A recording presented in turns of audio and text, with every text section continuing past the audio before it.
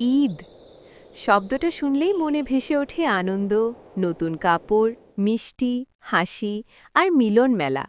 কিন্তু একবার কি ভেবেছেন এই ঈদ আসলেই কি শুধু আনন্দের জন্য, নাকি এটি আমাদের জন্য একটি বড় পরীক্ষা? একটি প্রশ্ন, রমজানের পর আমরা কতটা বদলেছি।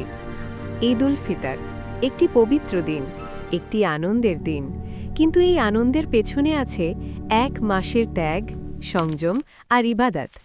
রমজান মাসে আমরা রোজা রাখি, ক্ষুধা সহ্য করি, পাপ থেকে দূরে থাকার চেষ্টা করি, আর এই 1 মাসের প্রশিক্ষণের শেষে আসে ঈদ উল ফিতর। এটি কেবল উৎসব নয়, এটি আল্লাহর পক্ষ থেকে পুরস্কার। ঈদের প্রকৃত অর্থ, ঈদ মানে ফিরে আসা আল্লাহর দিকে।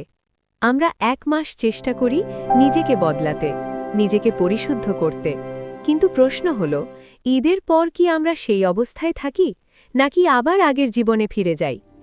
কোরআনের আলোকে ঈদ। আল্লাহ বলেন, তোমরা রোজা পূর্ণ করো এবং আল্লাহর মহত্ব ঘোষণা করো, যাতে তোমরা কৃতজ্ঞ হতে পারো। এই আয়াত আমাদের শেখায়, ঈদ কেবল খাওয়া দাওয়া নয়, এটি কৃতজ্ঞতার দিন।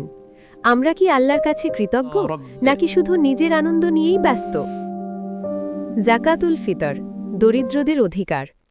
ঈদের আগে একটি গুরুত্বপূর্ণ ইবাদত আছে, জাকাতুল ফিতর। রাসূল সাল্লাল্লাহু আলাইহি ওয়াসাল্লাম বলেছেন, এটি রোজাদারের ভুল ত্রুটি দূর করে এবং দরিদ্রদের খাদ্যের ব্যবস্থা করে। ভাবুন, আপনি নতুন কাপড় পরছেন, কিন্তু আপনার পাশেই কেউ হয়তো না খেয়ে আছে। ঈদ কি তখন পূর্ণ হয়? না, ঈদ তখনই পূর্ণ হয় যখন সবার মুখে হাসি থাকে।